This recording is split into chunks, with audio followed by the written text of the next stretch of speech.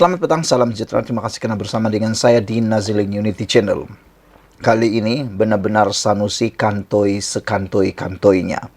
Ini apabila cubaan beliau untuk memburuk-burukkan atau untuk memalukan Perdana Menteri Malaysia, yaitu Perdana Menteri kita yang kita sayangi, Datuk Seri Anwar Ibrahim, akhirnya dibongkar sendiri, dikantoikan sendiri oleh saksi mata yang ada di Amerika Syarikat.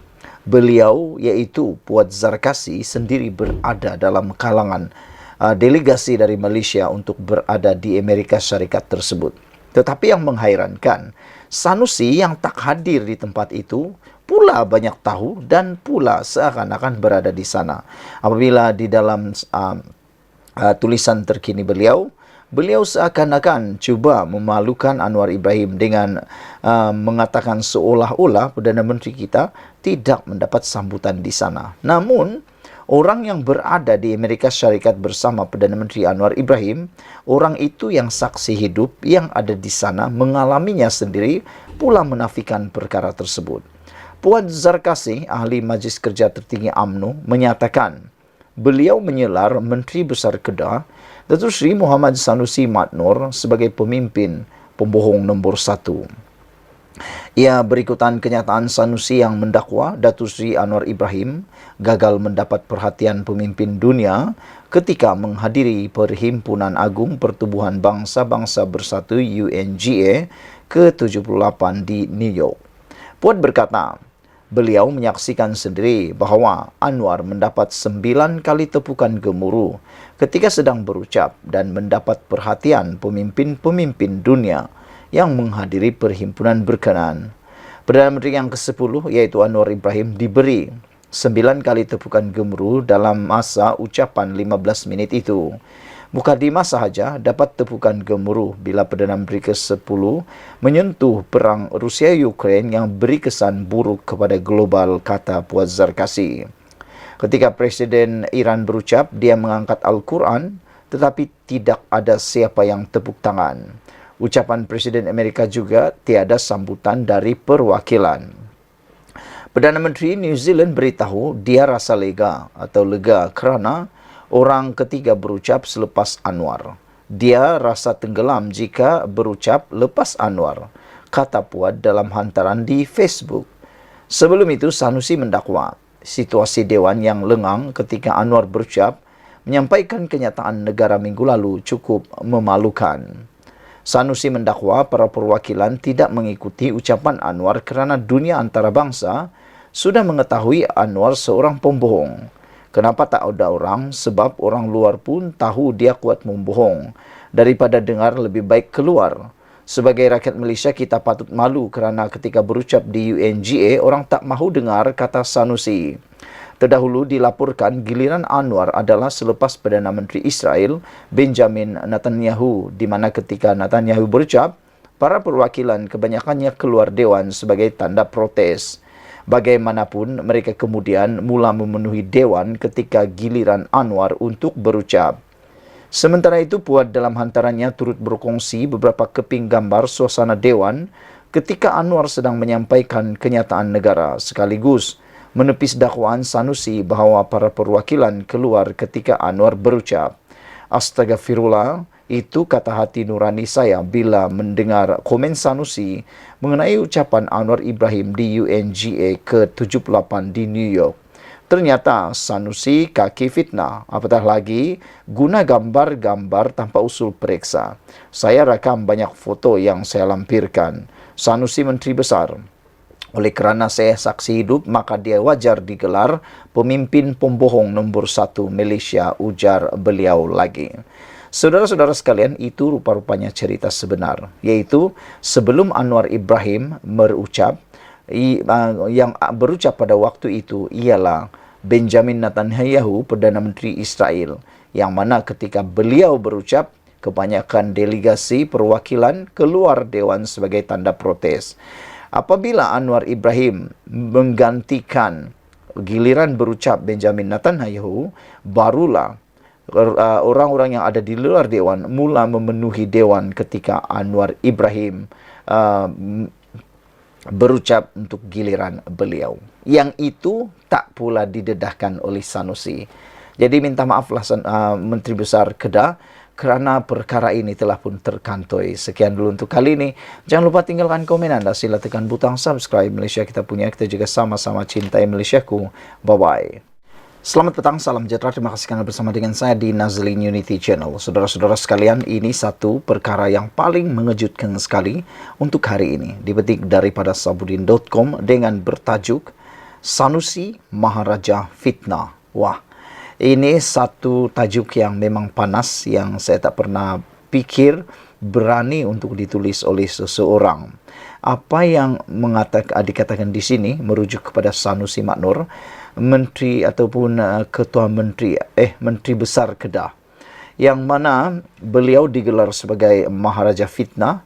Siapa yang menggelarkannya? Dr. Puad Zarkasi. Sebelum kita teruskan ulasan kali ini, apa pendapat anda dengan tulisan dan juga pendapat Dr. Puad Zarkasi yang menyelar, yang mendakwa, yang mengucup Sanusi sebagai Maharaja Fitnah?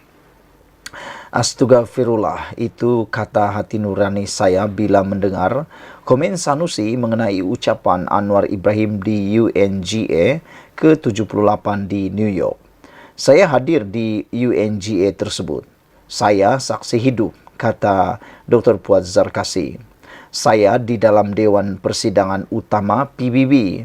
Saya duduk, kata beliau, saya duduk bersama dengan beliau.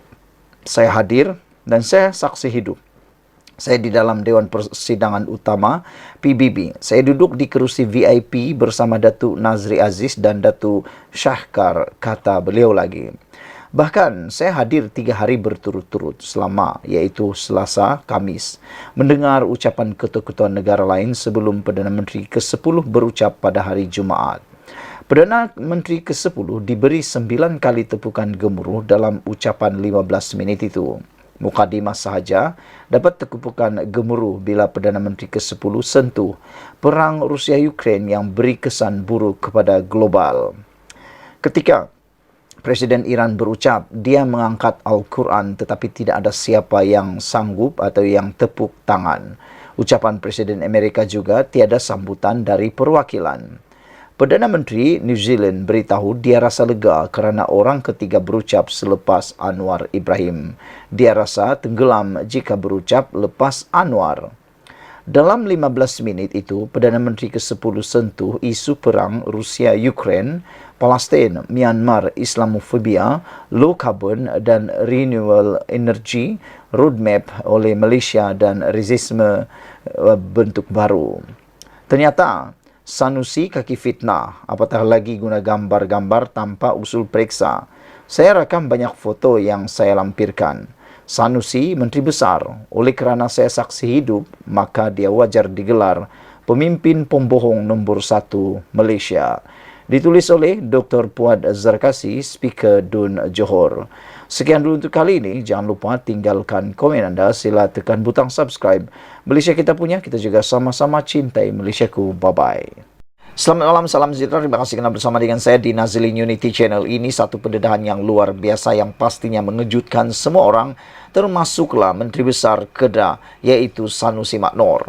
Ini apabila Menteri Keselamatan Dalam Negeri yang selama ini ada pertikaian, kontroversi, pertikaian besar dengan Sanusi Maknur, yang pada waktu itu ialah pilihan raya negeri membabitkan Dewan Undangan Negeri Kedah, yang telah pun membongkar, Saifuddin Nasution telah membongkar isu pencurian, kehilangan, bahkan pencerobohan di hutan Sikh, hutan Enggang Sikh Kedah, yang mana pengeluaran secara haram nadir bumi. Hari ini Saifuddin mendedahkan bahawa lagi ramai akan didakwa ceroboh hutan simpan Sikh. Wah, ini memang pasti menggemparkan sekali lagi Malaysia. Menteri Dalam Negeri Saifuddin Nasution Ismail berkata, lebih ramai suspek akan didakwa kerana menceroboh hutan simpan di Sikh Kedah yang dikaitkan dengan dakwaan kecurian unsur nadir bumi REE. Dia juga membayangkan sekali lagi bahawa kerajaan negeri dan agensi terlibat dalam kes itu. Pencuri tertangkap dan didakwa dan disabit kesalahan oleh mahkamah. Ada yang masih tunggu, kata mereka. Wujud elemen jenayah pemberdagangan orang dan jenayah terancang. Polis terus menyiasat, kata beliau lagi. Masih ada senarai yang dicari polis tapi menghilangkan diri. Adakah wujud pembabitan kerajaan negeri dan agensi-agensi di bawahnya? Sabar, kata Saifuddin pada hantaran Facebook hari ini. Kenyataan dibuat selepas laporan 9 individu termasuk 5 warga asing ditahan dan didakwa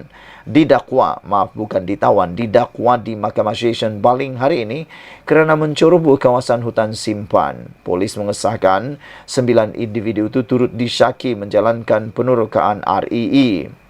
Saifuddin berkata penahanan dan pertuduhan seterusnya di mahkamah membuktikan kecurian memang berlaku. Yang memilih untuk denial syndrome, saya tak upaya nak buat apa, katanya lagi. Saifuddin telah bertelaga berlarutan dengan Menteri Besar Kedah Muhammad Sanusi Maknor berhubung dakwaan kecurian REE di Bukit Geenggang Sik. Menteri Dalam Negeri sebelum ini mendedahkan dakwaan kecurian REE di Bukit Enggang dan mendakwa Menteri Besar Kedah menyedari isu itu. Sanusi menafikan dakwaan itu dan berkata pendedahan itu dibuat secara berniat jahat dan memandangkan pilihan raya negeri yang sedang berlangsung di Kedah pada masa itu. Sanusi sejak itu menyaman Saifuddin kerana memfitnah perkara itu. Tentang saman ini yang kita tunggu-tunggu sejauh mana ianya akan terus diteruskan di mahkamah. Jangan-jangan nanti ada pula yang akan tarik saman atau tarik diri daripada saman tersebut. Sekian dulu Malaysia kita punya. Kita jaga sama-sama cintai Malaysiaku. Bye-bye. Selamat malam, salam sejahtera. Terima kasih kerana bersama dengan saya di Nazilin Unity Channel. Ini laporan daripada Malaysia kini yang paling menggemparkan Malaysia.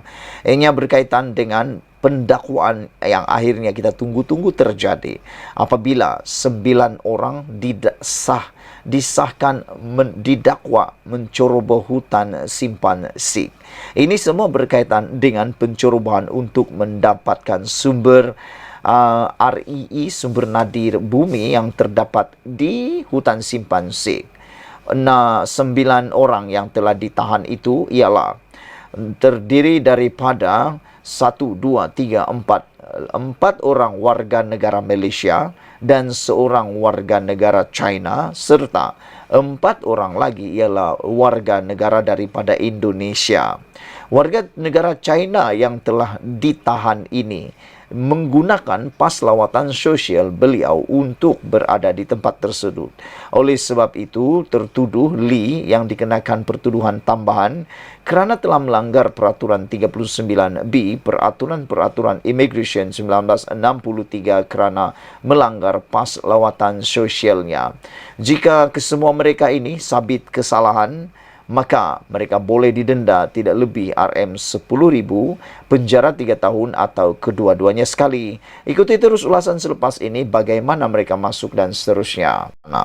Namun akhirnya pada hari ini disahkan 9 telah didakwa menceroboh hutan simpan Sik. Siapa 9 orang itu? Ikuti terus ulasan selepas ini. Jangan lupa tinggalkan komen anda, tekan butang subscribe dan mendapatkan isu-isu terkini dari channel ini. 9 individu didakwa kerana menceroboh hutan simpan rimba Teloi di Sik Kedah. Tertuduh ialah To Wei Lon 45 tahun, Chen Wei Weng 45 tahun, Zarhabi Sari 61 tahun dan Abdul Halim Nawang 61 tahun, semuanya warga Malaysia, warga negara Malaysia. Seorang warga China iaitu Li Juamin 49 tahun turut didakwa bersama 4 warga negara Indonesia, Aswadi 43, Dedi Junaidi 40, Muhammad Zanuri 31 dan Nasron 51 tahun. Esro Awani melaporkan mereka didakwa mengikut Seksyen 47 dalam kurungan 1 Akta Perhutanan Negara 1984 kerana memasuki hutan simpan tanpa permit. Jika sabit kesalahan, mereka boleh didenda tidak lebih RM10,000, penjara 3 tahun atau kedua-duanya sekali. Tertuduh mengaku tidak bersalah di hadapan Hakim Mahkamah Session Baling, Najwa Cemat. Tertuduh dibebaskan dengan ikat jamin kecuali Dedi Junaidi, Muhammad Zanuri dan Nasron. Lee dikenakan pertuduhan tambahan kerana melanggar peraturan 39 dalam kurungan B Peraturan-Peraturan Immigration 1963 kerana melanggar pas lawatan sosialnya. Dia dituduh mengambil dan melakukan ujian ke atas sampel tanah yang diambil dari hutan. Sementara itu, bernama melaporkan polis menahan 9 lelaki tempatan dan warga asing yang cuba meneroka unsur nadir bumi REE di kawasan Kompartmen 35 Hutan Simpan Rimba Teloi, Shik pada 14 September lepas. Ketua Polis Kedah, Datuk Fishul Saleh berkata kesemua yang berusia antara 30 hingga 60-an itu telah didakwa di bawah Seksyen 47 dalam kurungan 1 Akta Perhutanan Negara 1984 kerana memasuki hutan simpan tanpa permit serta Seksyen 55B, Seksyen 39B, Seksyen 6 dalam kurungan 1C dan Seksyen 15 dalam kurungan 1C Akta Immigration 1959-63 bagi beberapa kesalahan immigration di Mahkamah Baling hari ini.